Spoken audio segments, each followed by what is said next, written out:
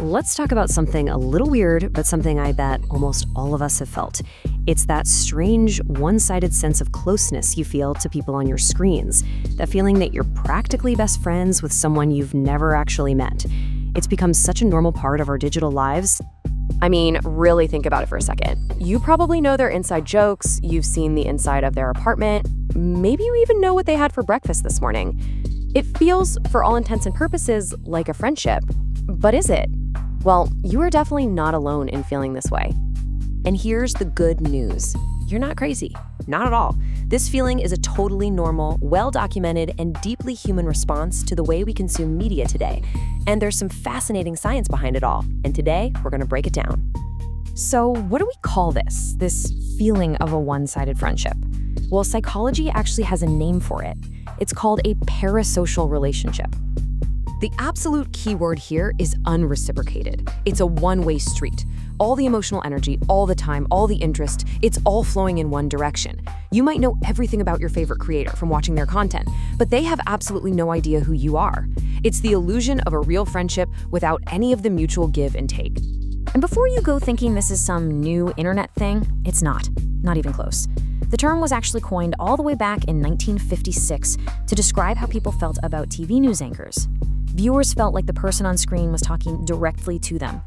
That very same psychological impulse has just been put on steroids by today's media.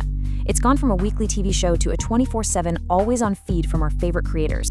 So how does this actually work inside our heads? Why do our brains fall for this illusion so easily?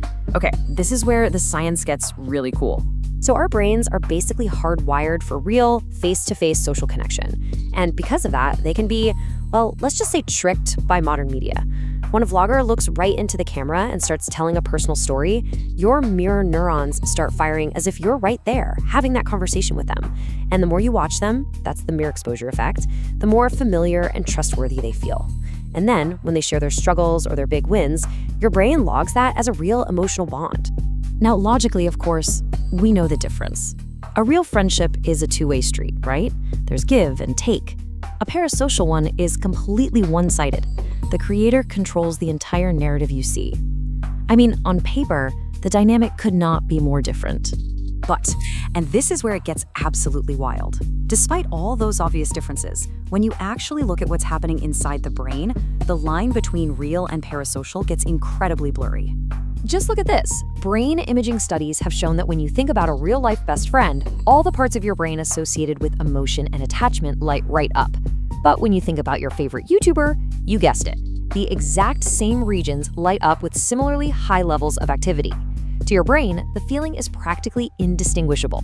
This quote just sums it up perfectly. We're running on ancient social hardware in this hyper-modern media world.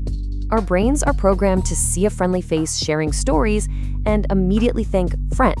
And we just haven't had a software update yet to account for the fact that it's all coming through a screen. So if our brains are already primed and ready for this, how exactly do modern creators build on that foundation? Well, it's often not an accident. There's a whole architecture of intimacy at play here. Think about how these techniques all work together. A creator looks directly into the lens, so it feels like they're talking right to you. They film in personal, authentic spaces like their bedroom or their kitchen, not some sterile studio.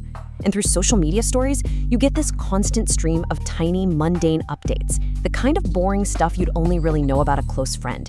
It all works to collapse the distance and make you feel like you're part of their life. And why is this whole thing so powerful? Well, because it taps into one of our most fundamental human needs, the need for connection and belonging. Especially if you're feeling lonely or stressed, these one-sided bonds can feel like a genuine source of comfort and community. They can act as a kind of substitute for real-world connection when we need it most. Now, this feeling of friendship, it doesn't just stay a feeling. It has huge real-world consequences, especially when we start talking about things like trust and persuasion. All right, take a look at this number. 10 times. Seems massive, right? Almost unbelievable. What could that possibly represent? Well, it represents the raw power of that friendship we feel we have. That's right. The trust we build through a parasocial relationship is so potent that it can make us up to 10 times more likely to buy something that person recommends. And why is that? Because it doesn't feel like an ad. It feels like your friend is giving you a helpful tip, It just completely bypasses our normal skepticism.